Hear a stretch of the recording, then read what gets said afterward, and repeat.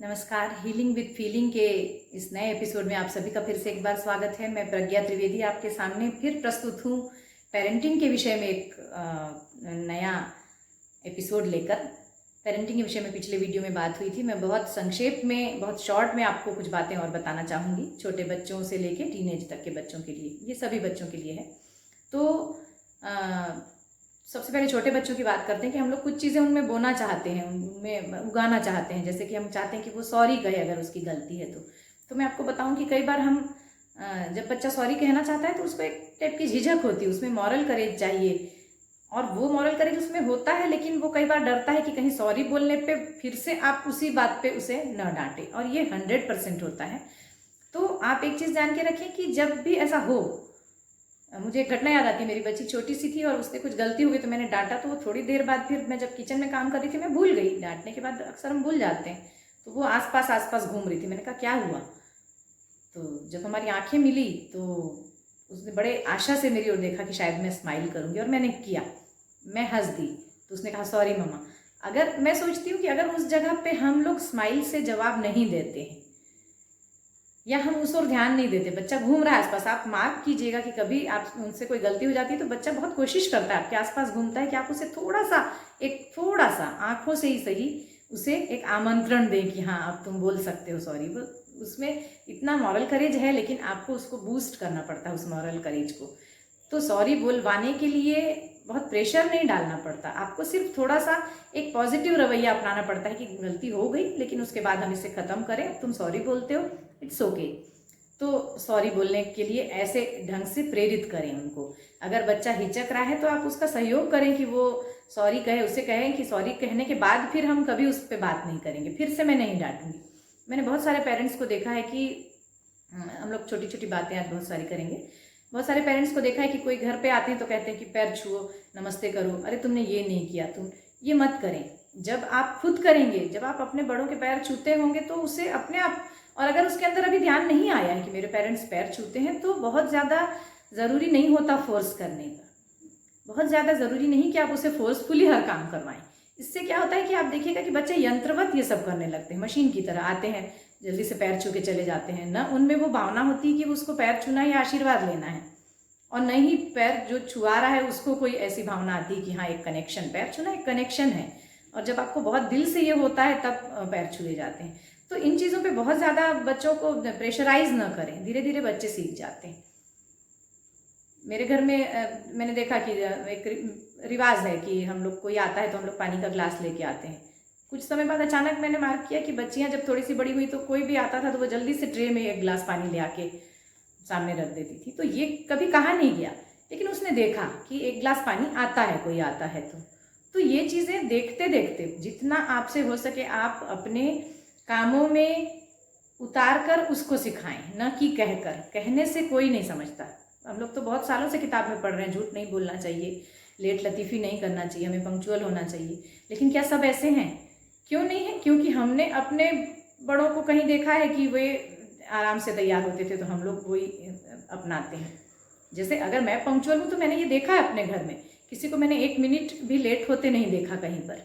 तो मुझे लगता है कि मुझे पहले पहुँचना चाहिए, तो हमेशा कहीं जाने से पहले मैं आधे घंटे पहले मैं प्रिपेयर रहती हूँ। तो ये एक सामान्य आदत है। अगर आप घर में आप खुद अगर हर काम जो नियत समय से 1 घंटा 2 घंटा बात करने की हैबिट होगी, तो आप बच्चे को किसी हाल नहीं सिखा सकते कि वो पंक्चुअल हो। ऐसे ही पैसों का महत्व अगर सिखाना हो तो आप बहुत खर्चीले खुद होंगे और आप बोलेंगे नहीं पैसा संभाल के रखना चाहिए, पैसा संभाल के रखना चाहिए, तो बच्चा नहीं समझता।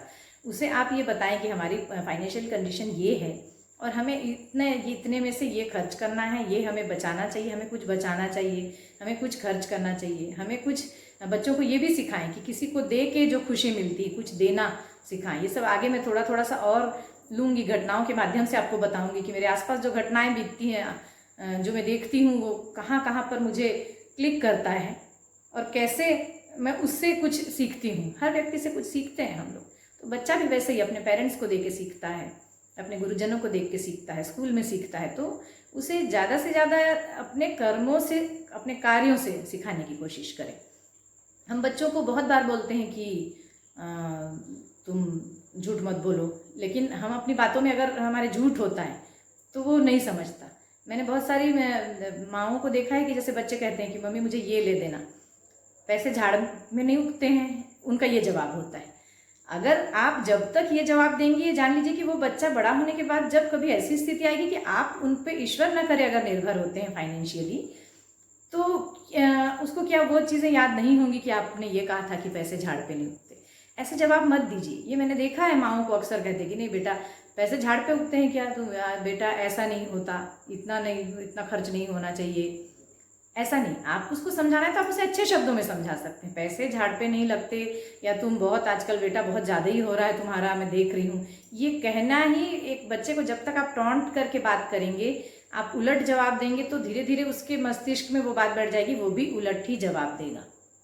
मैंने बहुत सारी बच्चियों को ये देखा है कि परिवार में अगर बात होती, महिलाओं की आपस में, एक लेडीज़ के बीच में जो बात होती है जिस टाइप की कि इधर उधर की पंचायतें, तो वो बच्चियां भी वो उसमें आनंद लेने लगती हैं एक टाइम के बाद। और वो बच्चियां, आपको मैंने देखा है कि वो बताती हैं अपनी मम्मी से आके कि मम्मी वहाँ आज मैं गई तो ऐसा हो रहा था, वो आंटी वो कर रही थी, उसने ऐसा बोला।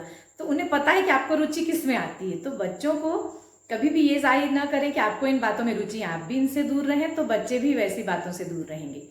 और दूसरा ये कि आप बच्चों को जैसे बात करेंगे बच्चे वैसा बात करें। आप टॉन्टिंग वे में बात करेंगे तो उनको भी वैसी आदत हो जाएगी। क्यों, अगर पैसे नहीं है तो आप बोल सकते हैं कि नहीं इस महीने थोड़ी सी तकलीफ है, हम अगले महीने ये ले लेंगे। तो थोड़ा सा सिखाने का तरीका दूसरा हो। दूसरा, कई लोग की शिकायत होती है कि बच्चे कनेक्ट नहीं हो पा रहे हैं। बच्चों की होती है कि पेरेंट्स से कनेक्शन नहीं है, मेंटल कनेक्शन। बच्चों को शिकायत है कि पेरेंट्स से नहीं है, पेरेंट्स को शिकायत है कि बच्चे कनेक्ट नहीं है। तो मैं ये कहूँगी कि आप कनेक्शन के लिए बातचीत बहुत ज़रूरी है। और बातचीत कहाँ से शुरुआत हो, तो कई लोगों को लगता है हम बच्चों से क्या बात करें।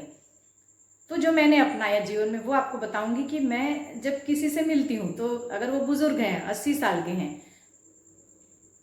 तो उन पे कुछ भजनों पे बात करती हूँ।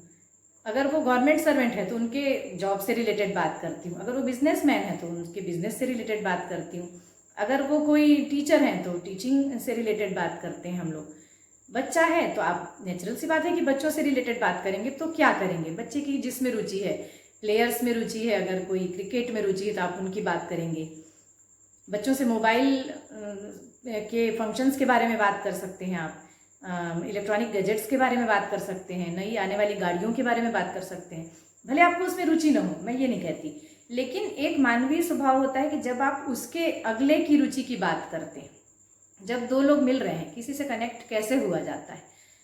किसी से कनेक्शन बहुत ही ईजी है कि आप उसकी रुचि की बात करें पहले, फिर वो बिल्कुल स्वाभाविक है कि वो आपकी रुचि की बात सुनने लगेगा। अगर बच्चे को अपनी रुचि की बात आपको सुनाना है या समझाना है या बताना है, उसको बताना है कि आप वो झूठ ना बोले, उसको बताना है कि वो पंक्चुअल रहे, उसे बताना है कि वो खर्चीला ना हो, उसे बताना है कि वो पैर छुए, तो आप सबसे पहले तो अपनी लाइफ में इसको खुद उतारें। दूसरा ये कि उससे उस संबंध में बात करें जो उसको पसंद आती है पहले, कि जरा बेटा बताना तो मुझे ये मोबाइल कैसे होता है। आपको पता होगा तो भी आप एक बार पूछ लीजिए, क्या फ़र्क पड़ता है। अगर आप उसके सामने इनोसेंट बन जाएं किसी बात में, आप अगर ऐसा शो करें कि आपको नहीं आता, तो उससे आप छोटे नहीं हो जाते।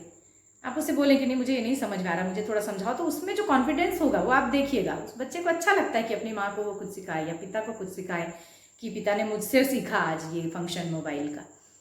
तो जब उसे कॉन्फिडेंस आ जाता है तो फिर आप जब उससे दोस्ती, आपकी दोस्ती हो जाती है फिर, क्योंकि आप बात कर रहे हैं उसके सब्जेक्ट पे, फिर आप कनेक्ट हो सकते हैं। तो कनेक्ट होने का एक लाइन में अगर कहूँ तो कनेक्ट होना है अगर, तो एक लाइन में ये तरीका है कि आप उसके पसंद की बात करें। और जब आप उसके बच्चे के पसंद की बात करते हैं तो उसके बाद फिर वो अपने आप आपसे कनेक्ट होता है, फिर वो आपके पसंद की बात सुनता है। कुछ पेरेंट्स दोनों की बात करूंगी कि बच्चों के सामने, इसके बारे में बहुत पहले भी वीडियो, शुरू की वीडियो में भी बात हुई है, लेकिन बच्चों के सामने में जो आपका जो संवाद है, आपका जो कम्युनिकेशन है आपस में, वो कैसा हो। तो हमेशा मैं एक चीज़ कहती हूँ कि हमेशा कम्युनिकेशन हो, आर्गुमेंट ना हो, दोनों में बहुत फ़र्क है। कम्युनिकेशन का अर्थ यह है कि दोनों पक्ष एक सामान्य बातचीत करते हैं। जब आप पति पत्नी बात कर रहे हैं तो भी कह रही हूँ, तो उसको बच्चा ऑब्जर्व कर रहा है। आप ये बिल्कुल मत बोलिए कि पति पत्नी बहुत आदर्श लोग होते हैं जिन्हें कभी बहस नहीं होती जिनमें, और बिल्कुल ऐसे रहना चाहिए। आप अपनी बेटी को सिखाएं कि अब बिल्कुल आदर्श पत्नी बनना है, बेटे को ये सिखा रहे हैं कि आदर्श पति बनना है, लेकिन आप लोग खुद उसको फॉलो नहीं कर रहे हैं। जब आप आपस में बात बहस करते हैं तो आप गालियों पे उतर जाते हैं, आप इतनी क्रोधित हो जाती हैं कि आप चीज़ें पटकने लगती हैं और मोबाइल आपने फोड़ दिया और आप सिर पटक रही कहीं और आप धमकी देती कि मैं चली जाऊंगी और मैं ये कर लूँगी वो कर लूँगी। तो ये जान लीजिए कि ये बच्चे में तो वो देख के ही उतरता है। आप उसे कब तक ये सिखाएंगे कि नहीं जो मैं कर रही हूँ वो गलत है, तुम्हें लेकिन सही बनना है, ये आप कैसे सिखा सकते हैं? जब आप जो खुद कर रहे हैं वो आप बच्चे को सिखा सकते हैं। आप बच्चे को ये नहीं कह सकते कि मैं जो कर रही हूँ वो नहीं करना है तुम्हें, बल्कि बहुत अच्छा बनना है तुम्हें। आप जब खुद करते हैं, जब आपके बीच वाद विवाद हो, तो आप उसको बिल्कुल एक कम्युनिकेशन के तरीके से बातें करते हैं, आर्ग्यूमेंट नहीं करते। आर्ग्यूमेंट हो भी जाता है कभी तो उसे बहुत आसानी से सॉल्व करते हैं। मैंने पहले बहुत सारे बार ये बात कही है। तो जब आप धीरे धीरे खुद सुलह करना सीखते हैं तो बच्चा सुलह सीखता है।